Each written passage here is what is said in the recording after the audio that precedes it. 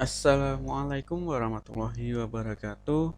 Kembali lagi dengan saya Nur Aminuddin dalam mata kuliah dasar pemrograman Java. Untuk materi perkuliahan di minggu ini, khususnya di kelas teori hari ini, kita akan membahas tentang kelas input. Nah, jadi cara pengaksesan input, cara membaca inputan pada Java itu gimana? Dan juga ada yang namanya exception handling. Jadi exception handling itu kayak gimana? Nah, ini akan kita pelajari di hari ini. Jadi ada kelas input. Jadi kelas yang digunakan untuk input data itu gimana aja, apa aja, dan exception handling. Nah, digunanya apa dan exception handling itu kayak gimana? Susah juga ngomongnya. Oke, jadi kita langsung mulai saja perkuliahan hari ini. Jadi kelas apa aja yang digunakan untuk input pada Java? Jadi biasanya ada 4 kelas yang biasa dipakai. 3 kelas sih sebenarnya. Ada kelas scanner, kelas buffered reader, ini buffered reader kurang ide ya. Buffered reader dan kelas console. Nah, terus yang terakhir ini J option pane, J text field, text area, dan lain-lain itu adanya di Java Swing. Nah, ini biasanya kalau udah nanti menggunakan tampilan graphical user interface. Tapi ini akan kita pelajari nanti ya. Jadi nggak akan saya bahas di pertemuan hari ini. Jadi saya cuma khusus bahas 3 kelas ini aja: scanner, buffer reader, dan console. Pertama kita mulai dari kelas scanner. Jadi kelas scanner ini terdapat di package java.util. Nah, jadi si kelas scanner ini sudah kita praktekkan minggu lalu ya. Kita di praktikumnya itu mempraktekkan gimana inputan datanya menggunakan kelas scanner. Ya, jadi untuk menggunakan kelas scanner ini nanti kita harus menggunakan import java util. Ya. Biasanya kalau kita manggil objek kelas objek scannernya, sama si NetBeans akan manggil akan diimportkan si Java utilnya, package Java util. Terus digunakan untuk membaca inputan dari keyboard. Bisa otomatis memparsing data inputan ke tipe data primitif. Ya, tipe data primitif kalian ada integer, short, byte, ada string, ada char, dan lain-lain.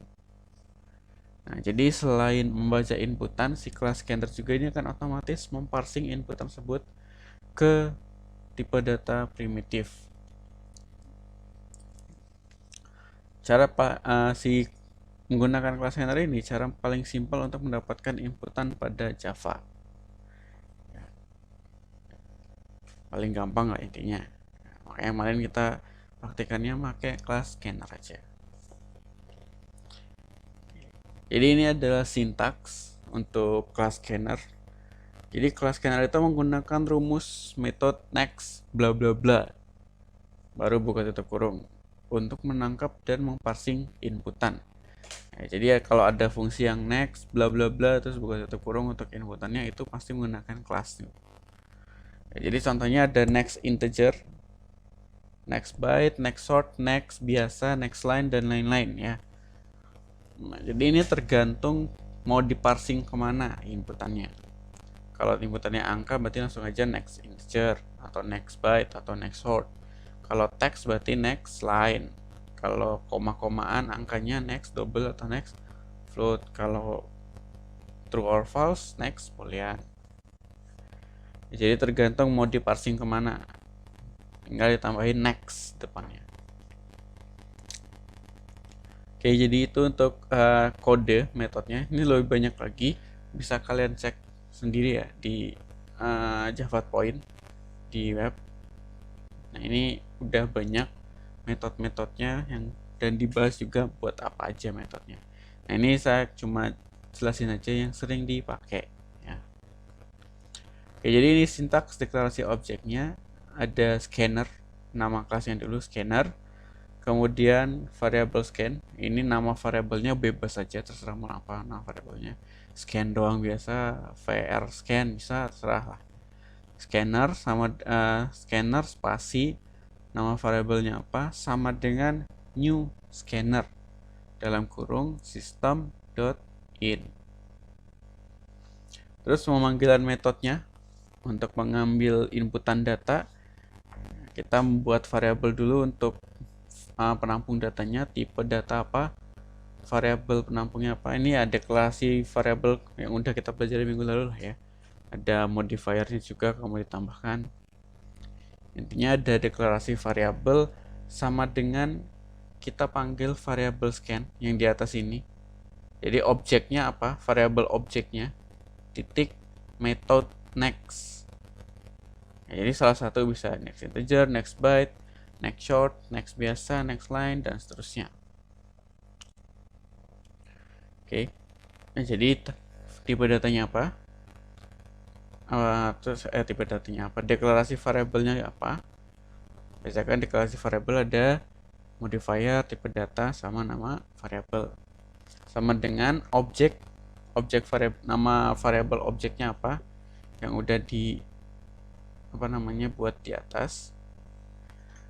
Titik nama metode nextnya apa, yang mana? Ya, sekalian mau diparsing kemana kan? Seperti itu. Itu untuk sintaks kodenya. Ini adalah contoh kode dari kelas scanner. Selain yang udah kita praktekkan minggu lalu ya.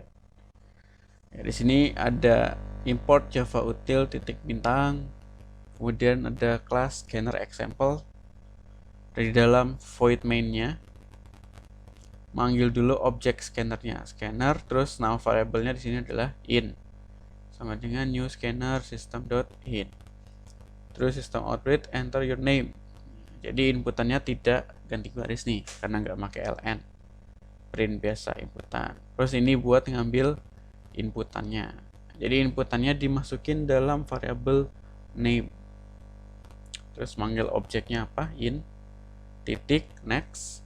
Ya, oke, sini ada next line untuk ngambil data teks. Seperti itu. Itu contoh kode dari kelas scanner. Jadi kelas scanner seperti itu. Jadi simple aja. Tinggal langsung manggil scanner, scanner nama variabel sama new scanner system.in, kemudian pakai objeknya apa, titik, terus nama metodenya apa. Udah simple seperti itu ya. Nah, itu untuk kelas scanner.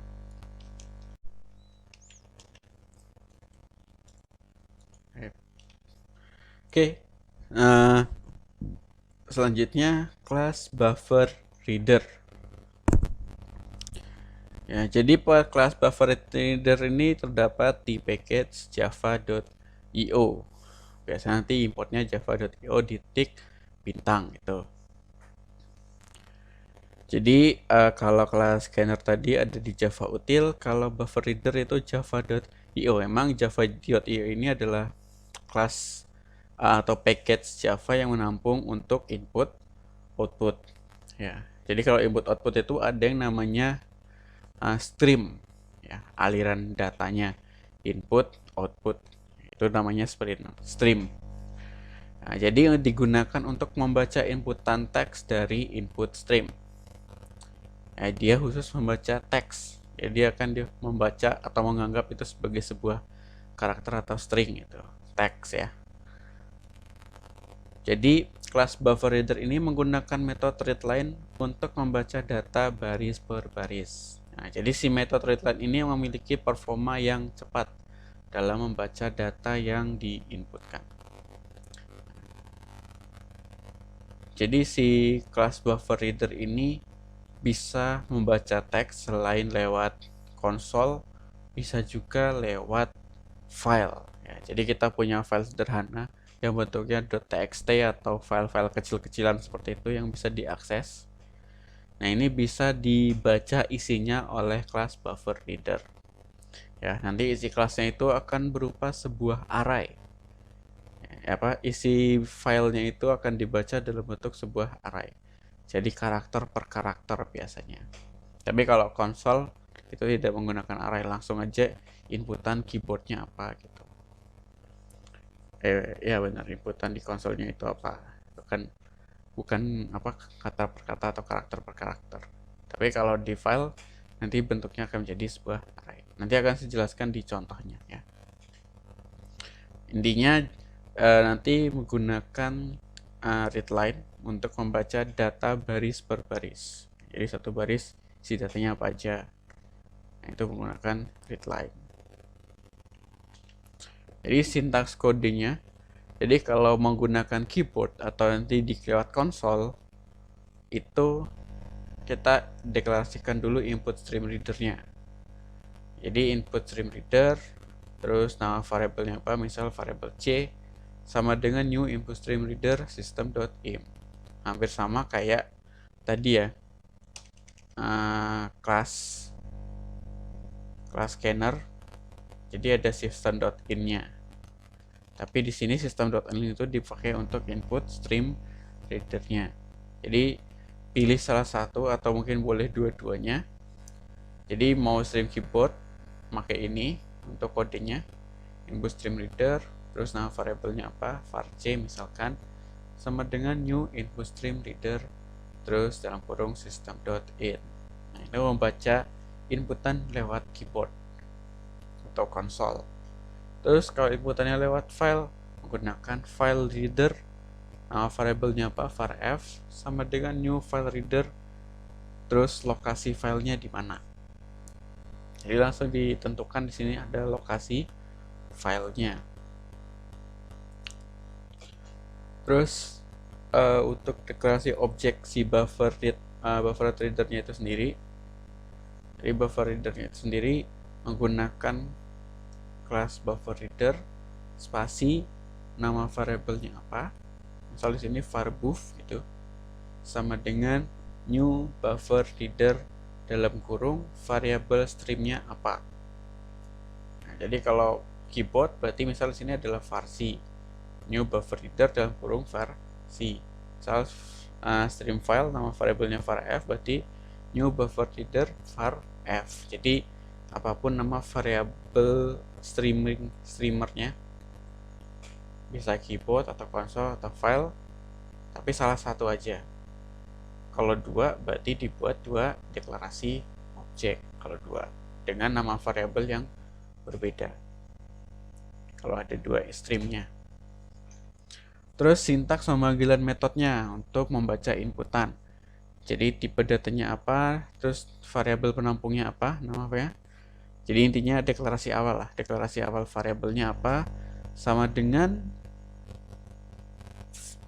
objeknya, objek dari si buffer readernya. Jadi contoh sini adalah var_buff, nama variabel objeknya apa, titik readline. Artinya sama dengan nama objek atau nama variabel objeknya apa, titik readline. Nah itu untuk sintaks buffer reader, kelas buffer reader. Nah ini contoh kode kalau inputannya menggunakan keyboard. Nah ini saya mengambil dari JavaPoint ya, jadi kalian bisa cek tutorialnya di JavaPoint kalau mau cek, tapi isinya bahasa Inggris, tapi lengkap. Ya. Itu materi yang saya ambil kebanyakan dari sana. Nah, jadi kalian bisa cek ini webnya JavaPoint. Oke, jadi import java.io ya untuk menggunakan buffer reader harus import ini dulu. Kalau kelas stream kelas scanner tadi kan menggunakan java.util. Oke, jadi di sini yang pertama harus dideklarasikan input stream readernya dulu. Nah, karena dia keyboard pakai input stream reader. Terus kemudian buffer readernya, dia di sini memanggil variabel r ya, buffer reader dalam kurung r, karena di atas ini input stream reader variabelnya adalah r. Baru system out println enter new name, karena ln berarti dia di bawah enternya, bener ya outputnya. String name sama dengan br.readline, br objek dari si buffer readernya titik readline. Jadi intinya di sini 3 kode ini. 1 2 3. 1 2 3. Intinya di situ. Jadi itu untuk penggunaan input stream reader. Ya, jadi membaca inputan lewat keyboard menggunakan buffer reader. Kemudian kalau lewat file, ya, itu menggunakan file reader. Yang lainnya hampir sama. Jadi menggunakan file reader, terus nama filenya apa, langsung lokasinya ya. Biasa langsung aja copy paste URL lokasinya dari Windows Explorer, terus dipastekan di sini. Terus dibuat dibuat ini objek buffer readernya br sama dengan new buffer reader fr ya, file reader gitu. Kemudian nah dia langsung pakai bukan readline lagi kalau file, makanya read ya, langsung read. Jadi baca apa namanya karakter per karakter. Jadi kalau readline itu langsung baris berbaris, kalau read itu karakter per karakter. Nah, dia menggunakan nanti perulangan. Ya. Jadi bisa untuk membaca semua isi filenya menggunakan perulangan. Kemudian terakhir di close biar selesai proses buffer readernya. Jadi setelah streamnya selesai itu di close ya. Kayak di scanner juga tadi di close lagi juga kalau udah selesai digunakan.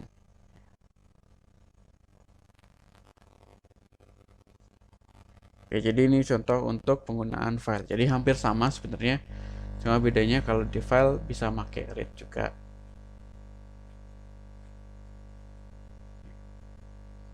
Terus menggunakan input stream file reader.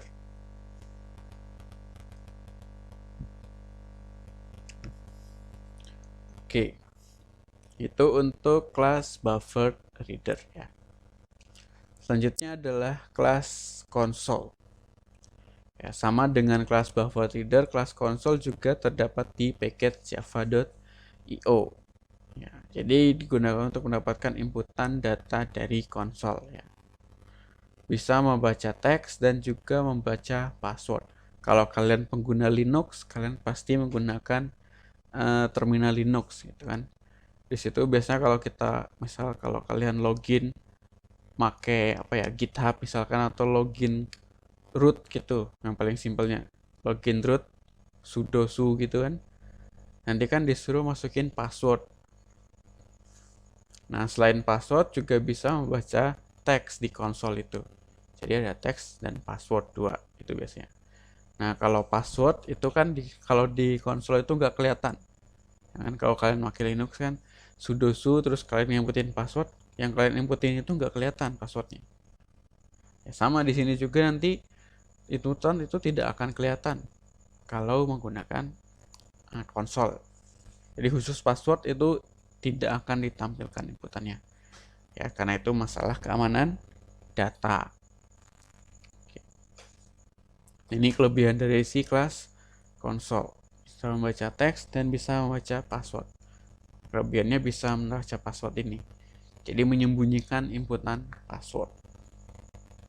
Nah, jadi kalau kalian nanti mau inputin password, bagus menggunakan kelas konsol. Kalau berbasis CLI ya, Command Line Interface. Oke, jadi sintaks kodenya untuk kelas konsol seperti ini. Nah, jadi deklarasi objeknya menggunakan kelas konsol. Kemudian nama variabelnya apa? Di sini contohnya var sama dengan system.console. Simple seperti itu. Nah, terus pemanggilannya dia menggunakan kalau teks pakai readline, kalau password menggunakan read password. Jadi variabel penampungnya apa? Sama dengan variabel objek titik readline atau variabel objek titik read password. Simple, gampang. Gunakan kelas console ya.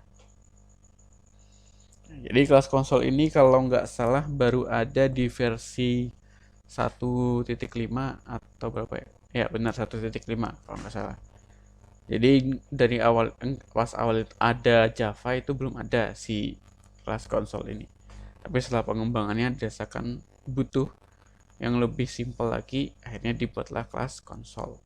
Dan dia karena pakai readline, prosesnya jadi lebih cepat. Oke, jadi itu kelas konsol untuk sintaksnya. Nah, ini contoh kodenya. Jadi java.io.console atau mau kalau semuanya pakai bintang juga nggak apa-apa. Terus deklarasi objek dulu, console variabelnya c sama dengan system.console. Kemudian variabelnya apa? Kemudian sama dengan c.readline karena teks ya. Kalau password nanti c.read password atau objek apapun itu namanya .read password. Jadi c ini nggak selamanya c ya, bisa kalian ganti var b, var c, var z, apalah, bebas. Yang penting memenuhi standar nama variabel. Kemudian selain inputan, ada juga namanya exception handling. Jadi si exception handling ini sebenarnya nggak cuma dipakai di inputan ya.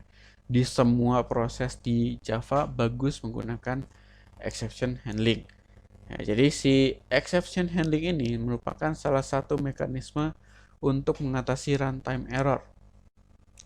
Nah, jadi kalau ada masalah di aplikasi kita, mungkin logical error atau apa namanya syntax error, itu bisa diatasi menggunakan exception handling. Bentar, kalau syntax error nggak bisa ding, karena pas pertama mau di run nanti error, nggak mau jalan programnya. Biasanya logical error. Ya, jadi jika runtime error diatasi, maka program tidak akan crash. Biasanya kalau runtime error, programnya itu akan berhenti jalan, langsung kayak crash gitulah. Kita klik OK, muncul peringatan crash, kita klik OK, langsung ke close. Biasanya gitu kalau runtime error. Nah, jadi pada inputan khususnya penting untuk mengimplementasi exception agar program tidak crash saat inputan bermasalah. Jadi biasanya kalau diminta ada inputan, itu kan harus ada isi minimal kan. Kalau kita langsung klik OK, itu biasanya nggak crash. Karena isinya masih null gitu. Dan isi itu nggak boleh null. Nanti kalau kita langsung klik OK, tanpa ketikin isi inputannya apa, itu biasanya crash. Nggak mau. Nah, kita bisa menangani hal itu menggunakan exception handling. Jadi keyword atau kode Java exception itu seperti ini, ada 5 ya. Keyword utamanya atau kode utamanya. Yang pertama ada try, kemudian catch, finally, throw, dan throws pakai S. Jadi kalau try itu tempat letakkan kode yang akan di-handling exception-nya. Nah, jadi kira-kira kode mana nih yang bakal kemungkinan besar terjadi error ketika dijalankan. Bisa jadi error oleh program itu sendiri atau error oleh kesalahan pengguna atau user. Ya, jadi dia nggak bisa berdiri sendiri, harus diikuti atau dilanjutkan dengan catch atau finally. Ya, bisa salah satu atau bisa dua-duanya, terserah. Tapi dia nggak bisa berdiri sendiri. Terus si catch berisi kode yang dijalankan jika ada error pada try. Jadi kalau try-nya error, kan try-nya kan dijalankan, terus error, nanti catch. Jadi bukan keluar error runtime errornya, tapi di catch, ditangkap itu. Errornya itu ditangkap sama si catch-nya.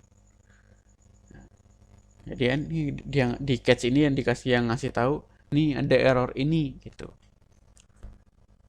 Nah, itu jadi kode yang dijalankan jika ada error pada try.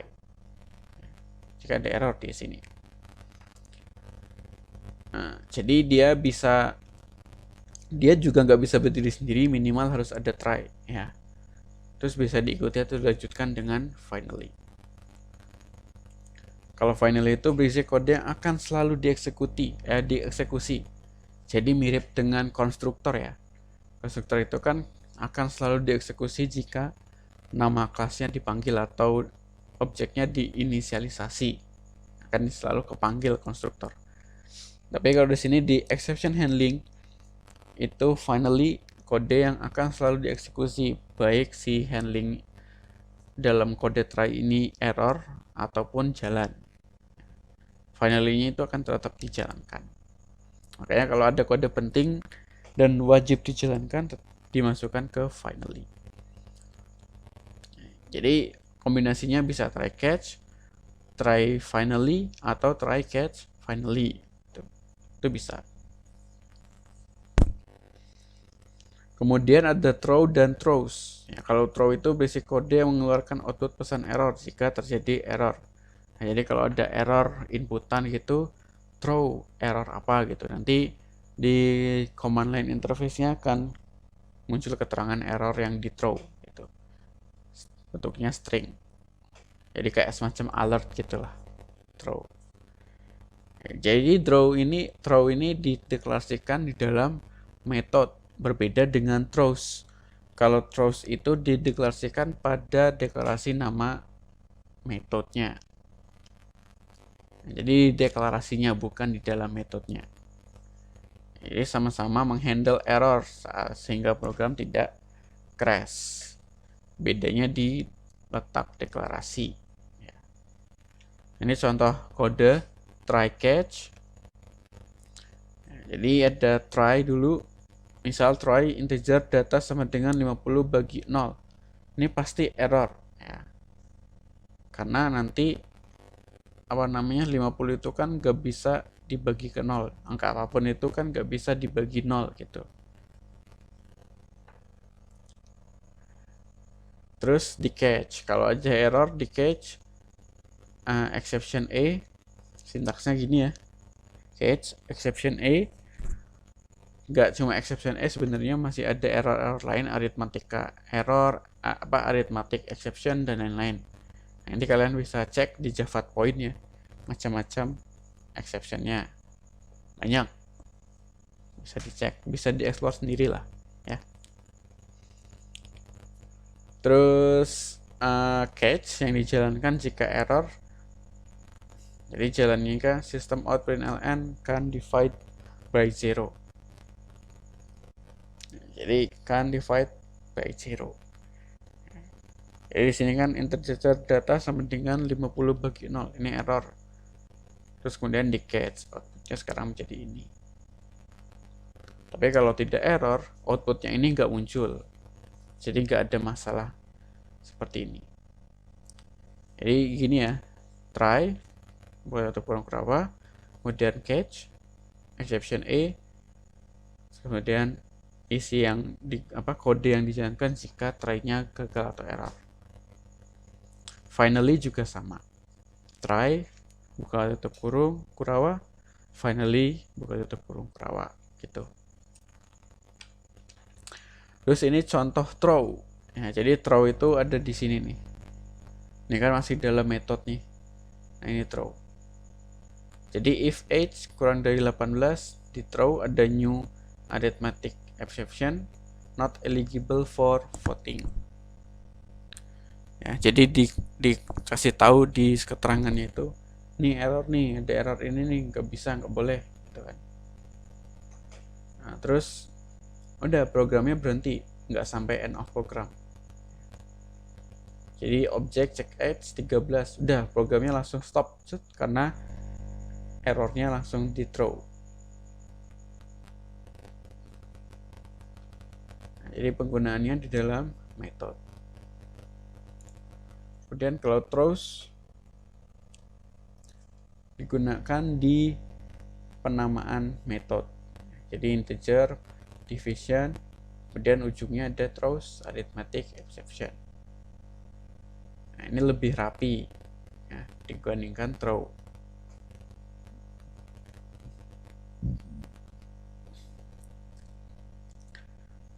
Terus di sini dia menggunakan try catch juga contohnya. Nah, catch arithmetic exception A. Nah, jadi dia sini memanggil fungsi division. Terus kalau ada arithmetic exception, ada ininya. Result dan divide number by 0. Jadi di sini dia throws arithmetic exception ini menandakan sebuah kemungkinan. Bisa jadi ini error nanti arithmetic exceptionnya, kemungkinan aja. Nah, jadi nggak selalu bakal jadi error, tapi kemungkinan. Kalau error ada yang menghandling atau ada yang mengatasi gitu. Jadi programnya nggak crash atau nggak error, nggak langsung berhenti gitulah intinya, programnya tetap jalan. Nah, itu inti dari penggunaan exception handling seperti itu. Oke, kamsahamnida. Terima kasih atas perhatiannya. Materi teori kita untuk hari ini sampai di sini dulu. Seperti biasa, jika ada yang ingin ditanyakan bisa WA pribadi saya atau bisa lewat grup WA. Nah, terima kasih sudah menonton dari awal video sampai akhir. Semoga penjelasan saya cukup bisa dimengerti dan bisa bermanfaat bagi kita semua. Oke, sekali lagi terima kasih atas perhatiannya. Saya tutup. Wassalamualaikum warahmatullahi wabarakatuh.